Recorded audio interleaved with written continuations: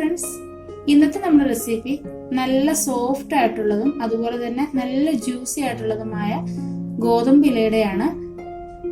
നമ്മളെല്ലാവരും ഇലയട ഉണ്ടാക്കാറുണ്ട്. പക്ഷെ പലപ്പോഴും അത് നല്ല സോഫ്റ്റ് ആയിട്ടും അതുപോലെ തന്നെ നമ്മൾ വെച്ചു കൊടുക്കുന്ന ഫില്ലിങ്സ് നല്ല ജ്യൂസി ആയിട്ടും കിട്ടാറില്ല. അപ്പൊ അതിനുള്ള ഒന്ന് രണ്ട് ടിപ്സ് ഞാൻ ഈ വീഡിയോയിൽ പറയുന്നുണ്ട്. വീഡിയോ കണ്ടിട്ട് ഇഷ്ടമാവുകയാണെങ്കിൽ ലൈക്ക് ചെയ്യാനും ഷെയർ ചെയ്യാനും കമന്റ് ചെയ്യാനും ചാനൽ സബ്സ്ക്രൈബ് ചെയ്യാനും ഒന്നും മറക്കരുത്. അപ്പൊ നമുക്ക് ഇതെങ്ങനെയാണ് ഉണ്ടാക്കുന്നത് നോക്കാം. അപ്പൊ നമുക്കൊരു പാത്രത്തിലേക്ക് നമുക്ക് ആവശ്യത്തിനുള്ള ഗോതമ്പ് പൊടി ഇട്ട് കൊടുക്കാം. ഞാൻ 2.5 കപ്പ് ഗോതമ്പ് പൊടിയാണ് എടുത്തിട്ടുള്ളത്. നമ്മുടെ അട ഉണ്ടാക്കുന്നതിന്റെ എണ്ണത്തിനനുസരിച്ച് നമുക്ക് പൊടിയുടെ അളവ് കൂട്ടുകയും കുറയ്ക്കുകയും ഒക്കെ ചെയ്യാവുന്നതാണ് കേട്ടോ. ഇനി ഇതിലേക്ക് നമുക്ക് ആവശ്യത്തിനുള്ള ഉപ്പ് ചേർത്ത് കൊടുക്കാം. ആ ഉപ്പും കൂടെ ചേർത്ത് കൈകൊണ്ട് തന്നെ നല്ലതുപോലെ ഒന്ന് മിക്സ് ചെയ്ത് കൊടുത്ത ശേഷം നമുക്ക് ഇതിലേക്ക് കുറേശ്ശെ വെള്ളം ഒഴിച്ചു കൊടുത്ത് നല്ലതുപോലെ ഒന്ന് കുഴച്ചെടുക്കണം. നമ്മളിത് കുഴച്ചെടുക്കുന്നതെന്ന് പറയുന്നത് നമ്മുടെ ചപ്പാത്തിയുടെ പരുവൊന്നുമല്ല, നല്ല ലൂസായിട്ട് വേണം നമ്മളിത് കുഴച്ചെടുക്കാനായിട്ട്. നല്ലതുപോലെ വെള്ളം ഒഴിച്ചു കൊടുത്തിട്ട് കുഴച്ചെടുക്കണം. വെള്ളം പക്ഷെ ഒന്നിച്ചൊഴിച്ചു കൊടുക്കരുത്, കുറേശ്ശെ ഒഴിച്ചു കൊടുക്കാവൂ. അപ്പൊ ഇതാ കണ്ടില്ലേ, നമ്മുടെ ഡോ കണ്ട ഈ ഒരു പരുവായിട്ടുണ്ട്. നല്ല ലൂസായിട്ട് വേണം നമുക്കിത് കിട്ടാനായിട്ട്, നല്ല സ്റ്റിക്കി ആയിട്ടിരിക്കുകയും വേണം. എങ്കിൽ മാത്രമേ നമ്മുടെ അട നല്ല സോഫ്റ്റ് ആയിട്ട് കിട്ടത്തുള്ളൂ. അതാണ്ട് ഈ ഒരു പരുവായിരിക്കണം നമ്മൾ മാവ് കുഴച്ചെടുക്കുമ്പോൾ നമ്മുടെ ഡോയുടെ പരുവ് എന്ന് പറയുന്നത് ഈ ഒരു പരുവായിരിക്കണം. അപ്പൊ അതാണ്ട് ഞാൻ ഇതൊരു വേറൊരു പാത്രത്തിലേക്ക് ഒന്ന് മാറ്റി വെക്കുന്നുണ്ട്. ഇനി നമുക്ക് ഇതിനുള്ള ഫില്ലിങ്സ് തയ്യാറാക്കണം. അപ്പൊ ആദ്യം തന്നെ നമുക്ക് കുറച്ച് ശർക്കരപ്പാനി ഒന്ന് തയ്യാറാക്കണം. അതിനുവേണ്ടി ഞാൻ ഒരു 1/4 ഗ്ലാസ് വെള്ളം അടുപ്പത്ത് വെച്ചിട്ടുണ്ട്. ഇനി ഇതിലേക്ക് ഒരു 150 ഗ്രാം ശർക്കരയാണ് ചേർത്ത് കൊടുക്കുന്നത്. നമ്മുടെ കയ്യിൽ ശർക്കര പൗഡർ ആണെന്നുണ്ടെങ്കിൽ ഇങ്ങനെ പാനി വെക്കേണ്ട ആവശ്യമില്ല, നമുക്ക് ഡയറക്റ്റ് തന്നെ ചേർത്ത് കൊടുക്കാവുന്നതാണ്. അപ്പൊ ഇതിനകത്തിൽ എന്തെങ്കിലും അഴുക്ക് വല്ലതും ഉണ്ടെങ്കിൽ നമുക്കൊന്ന് അരിച്ചെടുക്കാമല്ലോ, അതിനു വേണ്ടിയാണ് ഇങ്ങനെ പാനിയാക്കി എടുക്കുന്നത്. ഈ ശർക്കരപ്പാനി നമുക്ക് ഒരു നൂൽപ്പരുവൊന്നും ആവേണ്ട ആവശ്യമില്ല, ശർക്കര ജസ്റ്റ് ഒന്ന് മെൽറ്റ് ആയി കിട്ടിയാൽ മാത്രം മതി. ഇനി നമുക്ക് സ്റ്റൗ ഓഫ് ചെയ്തിട്ട് ഇത് ഒന്ന് അരിച്ചെടുക്കണം. അപ്പൊ അതാ ഞാൻ വേറൊരു പാൻ അടുപ്പത്ത് വെച്ച് കൊടുത്തിട്ടുണ്ട്. ഇനി നമ്മൾ അരിച്ചു വെച്ച ആ ശർക്കരപ്പാനി ഇതിലേക്ക് ഞാൻ ഒഴിച്ചു കൊടുക്കുന്നുണ്ട് കേട്ടോ. അപ്പൊ നമ്മുടെ ശർക്കരപ്പാനി ചെറുതായിട്ടൊന്ന് തിളച്ചു വരുമ്പോൾ ഇതിലേക്ക് ഞാൻ ഒരു ഫ്ലേവറിന് വേണ്ടി കുറച്ച് ഏലക്ക പൊടിച്ച് ചേർക്കുന്നുണ്ട്. ഏലക്കയും പഞ്ചസാരയും കൂടെ ചേർത്ത് പൊടിച്ചാണ് കേട്ടോ. ഇതിന്റെ ഫ്ലേവർ ഇഷ്ടമാണെങ്കിൽ മാത്രം ചേർത്ത് കൊടുത്താൽ മതി, അല്ലെന്നുണ്ടെങ്കിൽ സ്കിപ്പ് ചെയ്യാവുന്നതാണ് കേട്ടോ. അപ്പം അതുകൂടെ ചേർത്ത് കൊടുത്തിട്ട് നല്ലതുപോലെ ഒന്ന് മിക്സ് ചെയ്ത് കൊടുക്കാം. ശർക്കരപ്പാനി നല്ലതുപോലെ ഒന്ന് തിളച്ചു വരുമ്പോൾ നമുക്കിതിലേക്ക് തേങ്ങ ചിരകിയത് ചേർത്ത് കൊടുക്കാം. ഒരു തേങ്ങയുടെ പകുതി മുറി ഞാൻ എടുത്തിട്ടുണ്ട്. അപ്പൊ ഇതുകൂടി ചേർത്ത് കൊടുത്തിട്ട് ഒരു മീഡിയം ഫ്ലെയിമിൽ ഇട്ട് കൊടുത്ത് നല്ലതുപോലെ ഒന്ന് വറ്റിച്ചെടുക്കണം.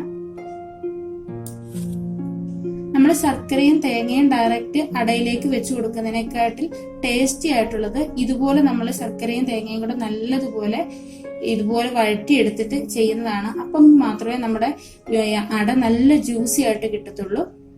അപ്പം ഇങ്ങനെ ചെയ്തിട്ടില്ലാത്തവര് ഇതുപോലെ ഇനിയൊന്ന് ചെയ്ത് നോക്കണം. അപ്പൊ തന്നെ നമ്മുടെ തേങ്ങയും ശർക്കരയൊക്കെ നല്ലതുപോലെ ഒന്ന് വഴണ്ടു വരുന്നുണ്ട്. ആ ശർക്കരപ്പാനിയിൽ കിടന്ന എല്ലാം കൂടെ നല്ല രീതിയിൽ ഒന്ന് വഴണ്ടു വന്നിട്ടുണ്ട്. നല്ലൊരു അസാധ്യ മണമാണ് വരുന്നത് കേട്ടോ. ഈ ശർക്കരയുടെയും ഏലക്കായും തേങ്ങയും എല്ലാം കൂടെ ചേരുമ്പോഴേ കുറച്ചൊന്ന് വറ്റി വന്നിട്ടുണ്ട്. ഈ സമയത്ത് വേണമെങ്കിൽ ഇതിലേക്ക് 1 സ്പൂണ് നെയ്യ് ചേർത്ത് കൊടുക്കാം കേട്ടോ. അപ്പൊ കുറച്ചുകൂടി ടേസ്റ്റ് കിട്ടും. അപ്പൊ ഇത് ഒരുപാടങ്ങ് വറ്റിക്കേണ്ട ആവശ്യമില്ല, ഒന്ന് തണുക്കുമ്പോഴേ കറക്റ്റ് പരുവായിട്ട് നമുക്ക് കിട്ടും. കണ്ടില്ലേ, ഈ ഒരു പരുവം മാത്രം മതി. ഇനി നമുക്കിത് സ്റ്റൗ ഓഫ് ചെയ്യണം. സ്റ്റൗ ഓഫ് ചെയ്തിട്ട് നമുക്ക് തണുക്കാനായിട്ട് മാറ്റി വെക്കാം. തണുത്ത് കഴിയുമ്പോൾ കറക്റ്റ് നല്ല പരുവായിട്ട് നമുക്കിത് കിട്ടും. വെള്ളമൊക്കെ നല്ലതുപോലെ വറ്റി നല്ലതുപോലെ കിട്ടും. ഇപ്പൊ നമ്മുടെ ശർക്കരയുടെയും തേങ്ങയുടെയും കൂടെ ആ കൂട്ട് നല്ലതുപോലെ തണുത്ത് വന്നിട്ടുണ്ട്. തണുത്ത് വന്നപ്പോൾ കുറച്ചുകൂടി ഒന്ന് ടൈറ്റ് ആയിട്ട് അത് കറക്റ്റ് പരുവായിട്ട് വന്നിട്ടുണ്ട്. ഇനി നമുക്ക് അട ഉണ്ടാക്കാനായിട്ട് തുടങ്ങാം. ഈ അട ഉണ്ടാക്കുന്നതിന് വേണ്ടി നമ്മൾ കുറച്ച് വെള്ളം ഒരു പാത്രത്തിൽ മാറ്റി വെച്ചേക്കണം. എന്ന് വെച്ചാൽ നമ്മളിത് പരത്തുമ്പോഴേ നമ്മുടെ കയ്യെ പറ്റുമ്പോഴേ ഒന്ന് വെള്ളത്തിലൊന്ന് മുക്കിയിട്ട് വേണം ഇത് നമ്മൾ പരത്തി കൊടുക്കാനായിട്ട്. പിന്നെ അവിടെ കുറച്ച് ഇല എടുത്ത് വെച്ചിട്ടുണ്ട്. ഇല നല്ലതുപോലെ ഒന്ന് കഴുകിയിട്ട് തുടച്ച് വെള്ളമൊക്കെ മാറ്റിയിട്ടൊന്ന് വെച്ചിരിക്കുന്നതാണ്. ഇനി നമുക്ക് കുറേശ്ശെ മാവ് എടുത്തിട്ട് ഇലയിൽ വെച്ചിട്ട് ഒന്ന് പരത്തിയെടുക്കണം. അതിനു മുമ്പായിട്ട് നമ്മുടെ കൈ വെള്ളത്തിലൊന്ന് മുക്കിയ ശേഷം മാത്രമേ നമ്മൾ മാവ് എടുക്കാവൂ, അല്ലെന്നുണ്ടെങ്കിൽ ഒട്ടിപ്പിടിക്കും. അപ്പൊ വീണ്ടും കൈയൊന്ന് വെള്ളത്തിലൊന്ന് മുക്കിയ ശേഷം ഇതുപോലെ ഒന്ന് പരത്തി കൊടുക്കണം. അപ്പൊ നമ്മുടെ കയ്യിൽ ഒട്ടിപ്പിടിക്കില്ല. കനം കുറച്ച് വേണം നമ്മളത് പരത്തിയെടുക്കാൻ. പക്ഷെ ഒരുപാട് കനം കുറച്ച് ഇല കാണുന്ന രീതിയിൽ പരത്തരുത് കേട്ടോ. അപ്പൊ നമ്മളിത് ആവിയിൽ വെച്ച് കുക്ക് ചെയ്തെടുക്കുമ്പോഴേ ഇതിനകത്തിലെ ഫില്ലിങ്സ് ഒക്കെ പൊട്ടി വെളിയിലേക്ക് ഒഴുകും. അതുകൊണ്ട് ആ ഇല കാണുന്ന രീതിയിൽ പരത്തരുത്. പക്ഷെ നല്ല കനം കുറച്ച് തന്നെ വേണം നല്ലപോലെ പരത്തിയെടുക്കാനായിട്ട്. ഇതാ കണ്ടില്ലേ, പെട്ടെന്ന് തന്നെ പരത്തിയെടുക്കാൻ പറ്റും. നമ്മുടെ മാവ് അതുപോലെ നല്ല ലൂസായിട്ടാണ് നമ്മൾ ചെയ്തെടുത്തിരിക്കുന്നത്.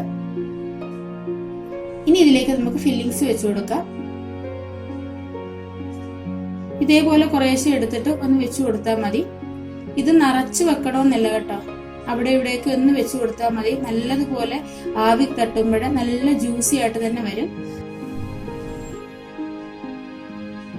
പിന്നെ ഈ ഫില്ലിങ്സ് വെച്ചു കൊടുക്കുമ്പോൾ നമ്മൾ ശ്രദ്ധിക്കേണ്ടത് അതിന്റെ സൈഡിലോട്ടങ്ങും ഒരുപാട് വെച്ചു കൊടുക്കരുത് കേട്ടോ. സൈഡിൽ കുറച്ച് ഗ്യാപ്പ് ഇട്ടിട്ട് വേണം നമ്മളിത് വെച്ചു കൊടുക്കാൻ.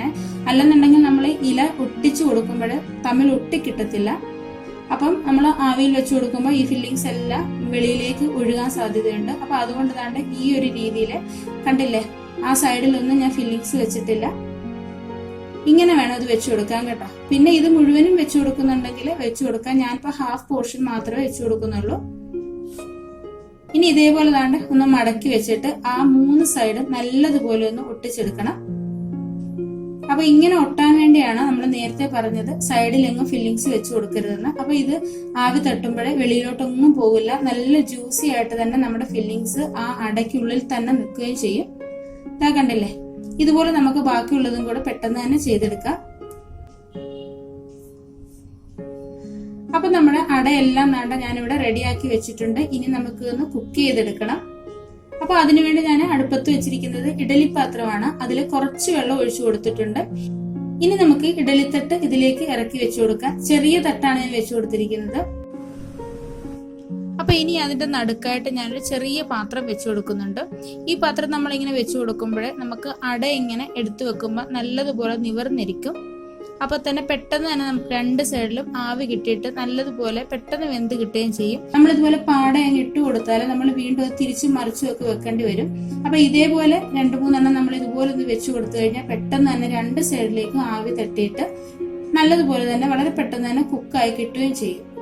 അപ്പൊ ഞാൻ ചെയ്ത് വെച്ചിരിക്കുന്നതിന്റെ പകുതി ഇതിലേക്ക് വെക്കുന്നുണ്ട്. ബാക്കി നമുക്ക് പിന്നീട് വെക്കാം. അങ്ങനെ 2 പാർട്ടായിട്ട് നമുക്ക് ചെയ്തെടുക്കാം. അപ്പൊ ഇത് അടച്ചു വെച്ചിട്ട് നമുക്ക് 10 മിനിറ്റ് ഒന്ന് ആവി കയറ്റി കൊടുക്കാം. ഇതാ കണ്ടില്ലേ, ഒരു 10 മിനിറ്റ് കഴിഞ്ഞപ്പോ തന്നെ ഞാനത് തുറന്നിട്ടുണ്ട്. നല്ലതുപോലെ വെന്ത് വന്നിട്ടുണ്ട്. നമ്മളിങ്ങനെ ഇല ഇതിൽ നിന്ന് ഇളക്കുമ്പോൾ പെട്ടെന്ന് തന്നെ ഇളകി വരുവാണെങ്കിൽ അട നല്ലതുപോലെ വെന്തിട്ടുണ്ടെന്ന് നമുക്ക് മനസ്സിലാകാം. ഇനി നമുക്കിതൊരു പാത്രത്തിലേക്ക് മാറ്റിയിട്ട് ബാക്കിയും കൂടി ഇതേപോലെ തന്നെ ചെയ്തെടുക്കാം. അപ്പൊ നമ്മുടെ അടയെല്ലാം ഇവിടെ റെഡി ആയിട്ടുണ്ട്. നല്ല ചൂടുണ്ട് കേട്ടോ, നല്ല സോഫ്റ്റ് ആയിട്ടാണ് ഇരിക്കുന്നത്. അപ്പൊ ഇതേപോലെ ഉണ്ടാക്കി നോക്കാത്തവര് ഒരു വട്ടമെങ്കിലും ഇതുപോലെ ഒന്ന് ചെയ്ത് നോക്കുക. കണ്ടില്ലേ, നല്ല ജ്യൂസി ആയിട്ടാണ് കിട്ടിയിരിക്കുന്നത്. അപ്പൊ എല്ലാവർക്കും ഇഷ്ടപ്പെടുന്നത്. ഒരു പ്രാവശ്യമെങ്കിലും ഇതുപോലെ ഒന്ന് ചെയ്ത് നോക്കുക. വീഡിയോ ഇഷ്ടമായിട്ടുണ്ടെങ്കിൽ ലൈക്ക് ചെയ്യാനും ഷെയർ ചെയ്യാനും കമന്റ് ചെയ്യാനും ചാനൽ സബ്സ്ക്രൈബ് ചെയ്യാനും ഒന്നും മറക്കരുത്. അപ്പൊ നമുക്ക് അടുത്തൊരു നല്ല വീഡിയോയുമായിട്ട് വളരെ പെട്ടെന്ന് തന്നെ കാണാം. അതുവരേക്കും ബൈ, താങ്ക് യു.